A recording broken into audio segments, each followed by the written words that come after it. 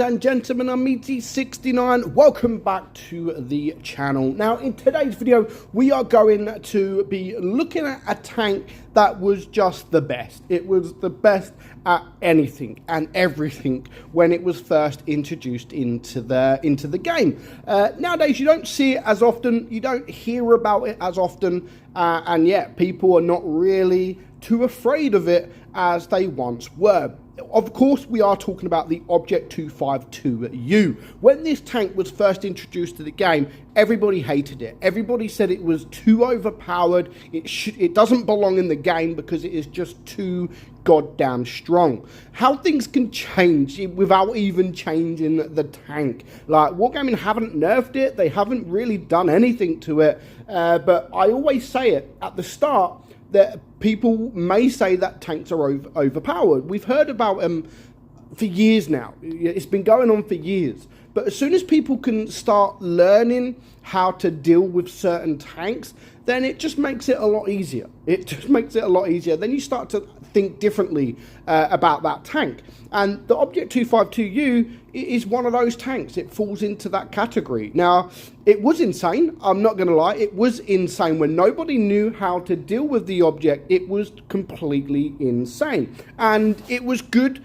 at everything. It was good at normal games. It was good in a platoon. It was good at ratings. It was fantastic in tier 8 tournaments. It was definitely a go-to tier 8 tank, just like things like the IS-6 used to be back in the day.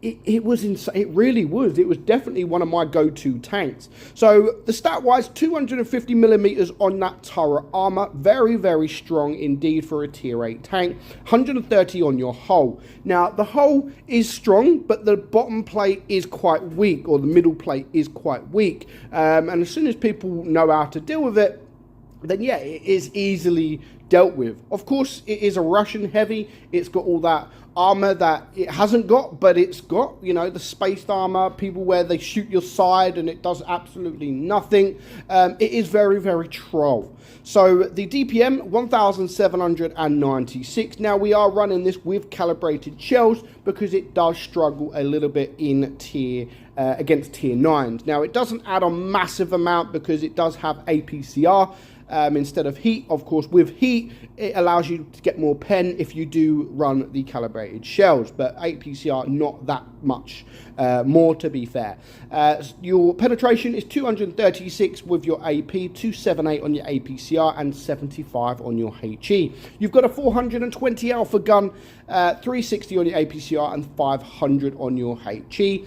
Aim time 5.5 and the gun dispersion 0.398. So yeah, they both suck, but you know, it's what you expect for a tier 8 Russian heavy. Basically, it's around about the same. Yeah, not too good at all. The same as the gun depression at just 6 degrees. Top speed is 35 kilometers per hour. So yeah, would I say that this tank is still my go-to tank?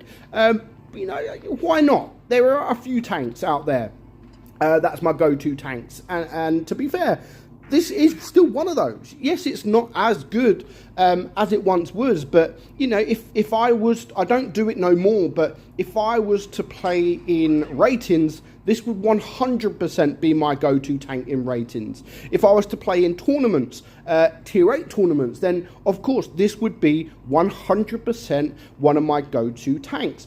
Other than that, I don't play too much tier 8, so it's not my actual go-to tank, but if I wanted to play a heavy and I wanted to play tier 8, then yes, it would be one of my go-to tanks. So it is still fantastic. You can bounce almost anything that comes your way if you are in the right positioning. It's got a super, super strong turret. It really, really has. Of course, every tank or most tanks have weak points, so you just got to be careful that you don't give them weak points away too easily. Make the enemy work, and I'm always saying that. Don't allow the enemy to have easy target. Like, make them work for their for their damage. Don't allow it to be easy. So here, of course, is a perfect position for me. I'm not too worried about that light tank to my right. He can't really do too much. I'm just aiming at the front. Now, I do want to clear this VK-45. He's a decent tank, to be fair. Got good DPM for a heavy tank. So now he is a one-shot. I'd love to take care of him. But now the LTG is running.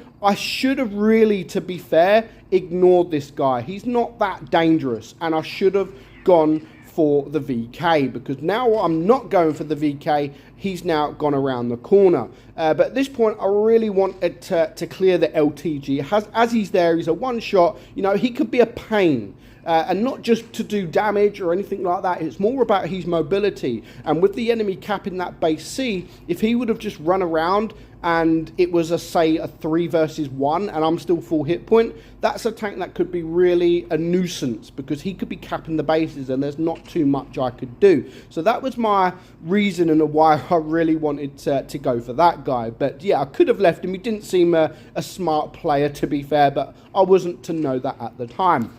So far 2,000 damage. We managed to block 1,000, but at this point it's not looking great. A 3 versus 4. I do make some errors, and this is being one of the errors. I should have just turned around here. What I'm doing is I really wanted to cap the base, but I should have just allowed myself not to cap the base, turn around to face the SU-152.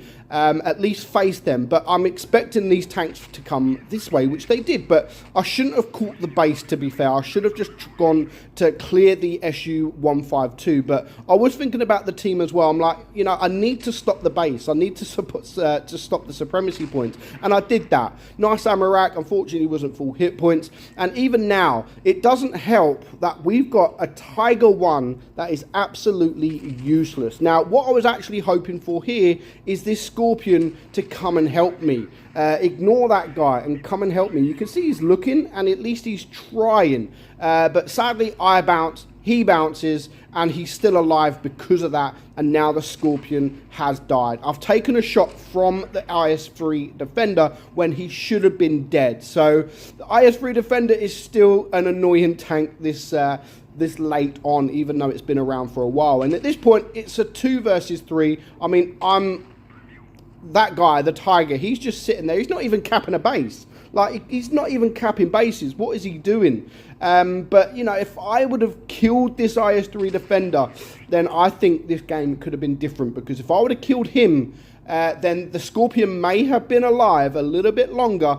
And I think we could have actually done this, because I could have moved on and maybe used this Tiger as a little bit of bait. But yeah, sadly, we're not going to win that game. But I still think I done a pretty decent game considering. Yes, I done a few mistakes, but 3.5 or 3.8k damage is not too bad, to be fair. So moving on, we have the Killer 96 2019. Now this is a very special game. He's got damage, he's got block damage, but it helps that he's got a completely noobish boy or person with the Black Prince on the enemy team. Now the Black Prince is a tank that has fantastic DPM, and to be fair, I think it might be about time I do make another Black Prince video.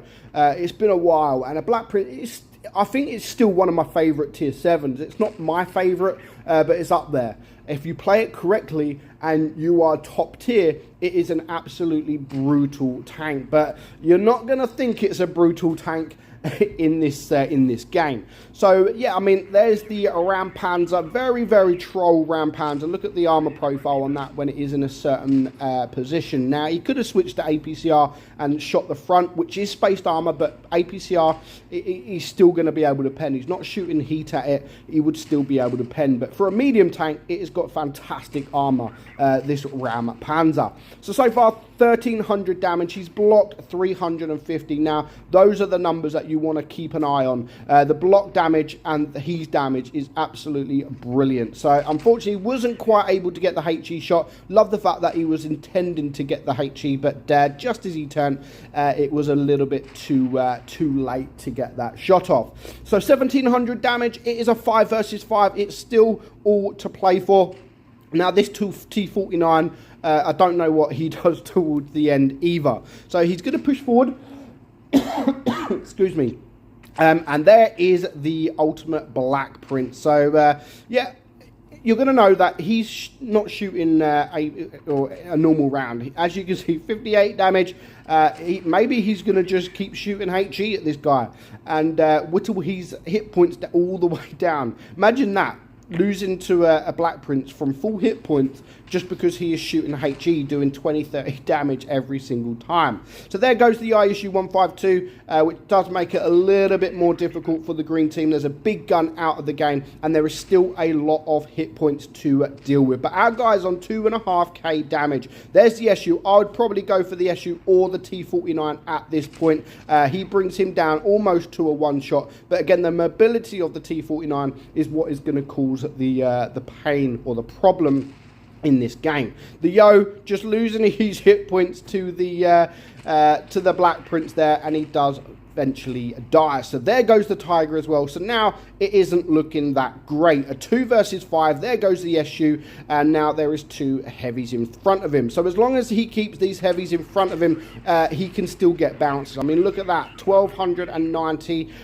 Just go for 1. He's now started to get block damage from the Black Prince as well, who's still shooting HE. He's still shooting HE. Nice Amarak, but now he finds himself on his own. Now, because of the Black Prince just shooting HE, he definitely does the right thing here and ignoring him. That is the right thing to do. Yes, he's still showing him his rear, but even with a tank like the Object 252U, there's not going to be too much damage that that guy's going to be able to cause. So he's still doing damage, but very, very little. So, of course, he wants to deal with the T49 here, but unfortunately, he's still got a big, long reload, and he's not able to get that shot off. So he's just going to take care of the KV3 instead, get rid of him, and there's just the 2 tanks to deal with. But the Black Prince is still going. He's still going. He's on 415 hit points at the moment. Just loses a little bit there from the T49, and just at the last second wasn't able to get the shot off. So he could lose this game. He could still lose this game. The T49 is just, all he's got to do is splash this guy with HE. All he's got to do is look at the Black Prince and copy him and shoot HE. But he's up to 3.3k block damage at the moment, and he's unable to do hardly anything. But the T49 will be able to do something. But the T49 is doing the right thing. He's still doing the right thing. 28 damage done by the Black Prince, and this is where the T49 should be making his move. Just splash him, even there. Just splash him, hide. You know, just splash him from the rock, hide. And what is he doing? I really, really don't know. He just shoot him with anywhere with HE, and it would have probably just about been enough. But yeah, this poor Black Prince, no chance at all. So that is what the Object 252U is still capable of doing. Over 4k block damage. Most of that was from the Black Prince himself, but he's also finished on 6.5k damage. A well-deserved mastery badge. Nice amount of points there for a ratings game and a complete carry. So let me know your thoughts on the Object 252U. Did you get it early on? Was it a tank that you really, really wanted to get? Because nowadays no one talks about it, but it was one of those tanks that was mega, mega insane. Hope you enjoyed the video. I'm Meadsy, and I'll catch you all soon. Bye-bye.